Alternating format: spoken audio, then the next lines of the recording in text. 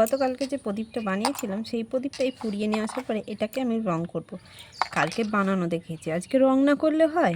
তার জন্য আমি এই রংটা নিয়ে নিয়েছি, তার সাথে আরও 3টে রং নিয়ে নিয়েছি। আর এই একটা বড় তুলি, একটা ছোট তুলি, আর একটু জল। তো চলো ভিডিওটা স্টার্ট করা যাক। বাবা, এই রংটার কি অবস্থা হয়ে গেছে!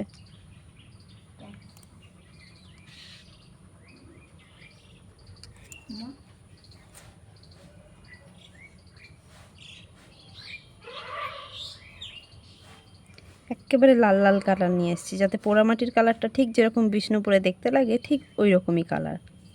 এটা দিয়ে কালার করব। উফ, কি দারুণ লাগবে দেখতে!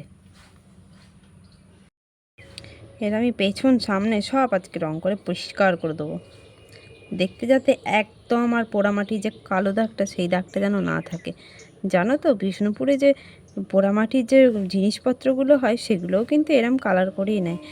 ইনফ্যাক্ট যেগুলো কুমোর বাড়িতে যে আমরা মাটির থালা বাটি গ্লাস কিনতে যাই সেগুলোও কিন্তু এরম কালার করাই থাকে। আর আমি এগুলোকে পুড়িয়ে নিয়ে কালার করছি, তাতে আরও যাতে দেখতে চকচকে করে, বেশ ভালো লাগে। আসলে আমরা তো সারা জীবন চকচকে জিনিসের পেছনেই ছুটে বেড়াচ্ছি, তাই। এতে আমার এই মাটি কালারটা করা কমপ্লিট হয়ে গেছে, এটা রেখে দিই।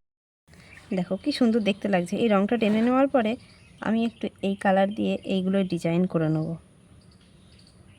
আস্তে আস্তে এগুলো দিয়ে ডিজাইন করি, আবার বেশি এক্সাইটেড হয়ে গেলে আবার থেবড়ে যাবে রঙটা।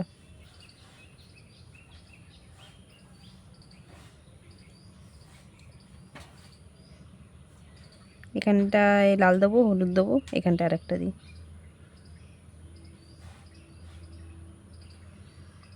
সেটা ওখানেও তাই, এখানে একটা দেব, তারপরে এইখানে একটা দিয়ে দিই। কি সুন্দর মাপ করে ছাঁচ দিয়েছি গো। রং করার পরে বোধহয় মারাত্মক দেখতে সুন্দর লাগবে। আসলে আমি যেই জিনিসটাই করি সেই জিনিসটাই নিজের কাছে ভালো লাগে, পরের কাছে কেমন লাগে আমি তা তো জানি না। তাই জন্যই আমি তোমাদেরকে দেখাচ্ছি। একটু বলো তো কেমন হয়েছে রংটা। নিজের জিনিস নিজে ভালো বললে তো ভালো লাগে না, না?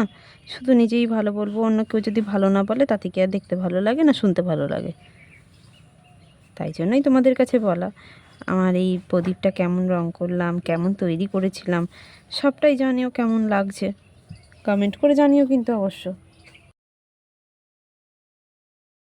এরপর মাঝখানে একটা ছোট্ট করে স্বস্তিক চিহ্ন এঁকে নেব। আজকের মতন আমার প্রদীপ তৈরি করা রেডি। ফিরে আসছি নতুন একটা পরের ভিডিও নিয়ে। আজকের এই ভিডিওটা কেমন লাগলো তোমরা কিন্তু অবশ্যই কমেন্ট করে জানিও। আর যদি ভিডিওটা ভালো লাগে তাহলে একটা লাইক করে দিও, আর চ্যানেলে যদি নতুন হয়ে থাকো তাহলে একটা সাবস্ক্রাইব করে দেবে। আর কমেন্ট করে জানিও আমার ভিডিওটা কেমন লাগলো আর প্রদীপটা কেমন লাগলো। আমার ভিডিওটা কেমন লাগলো বলতে বলি না, আমার প্রদীপটা কেমন লাগলো এটাই জানিও।